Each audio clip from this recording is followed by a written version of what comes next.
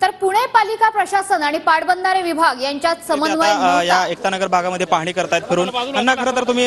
सगळ्या अगदी चिखला पाण्यात मातीतून तुम्ही पाहणी करताय काय नक्की परिस्थिती उद्भवलेली आहे लोकांच्या नागरिकांना त्रास झाला आम्ही चालण्याचं काहीच नाहीये तो त्रास काय आहे तो पाहायला आलोय त्याच्यातनं रिलीफ द्यायचा आहे लोकांना यंत्रणा मार्गी लागतायत सगळे काम करतायत हे सगळं पाहतोय आपण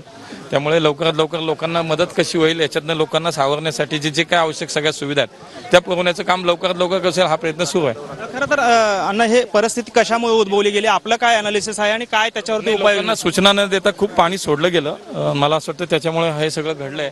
पण ठीक आहे त्याच्यात नेमकं काय झालं हे पाहतोय आम्ही पण आता मला असं वाटतं प्राथमिकता हीच आहे की लोकांना मदत करणं लोकांना झालेला जो त्रास आहे त्यातनं बाहेर काढणं सगळ्या यंत्रणा पुरवणं इथं स्वच्छता असेल औषध फवारणी असेल लोकांचं जिथं व्यवस्था असेल पांघरून असेल जेवण असेल याच्यावरती आता सुरू आहे। लोक रोष व्यक्त करतायत की आमच्याकडे कोणी लक्ष देत नाही आमचं होत नाहीये लोकांचं म्हणणं आहे की याच्यावरती कायमस्वरूपी इलाज केला पाहिजे लोक ही सांगतात की सगळ्यांनी मदत केली आहे इथं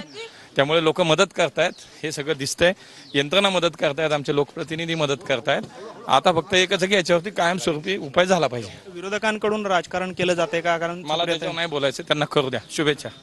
आपण पाहतो की हे होते मुरलीधर मोहोळ आणि त्यांनी या एकतानगर भागात पाहणी केलेली आहे आणि नागरिकांच्या काही समस्या आहेत त्या जाणून घेण्याचा प्रयत्न जो त्या ठिकाणी केलेला आपल्याला पाहायला मिळतं। मात्र विरोधक जर राजकारण करत असतील तर त्यांना करू द्या मी त्यावर बोलणार नाही अशी एकंदरीत प्रतिक्रिया जी आहे त्या ठिकाणी मुरलीधर मोहोळ यांनी दिलेली आपल्याला पाहायला मिळते। कॅमेरामन विनोद उमनाबादकर सह सागर सुरवसे, TV9 मराठी, पुणे।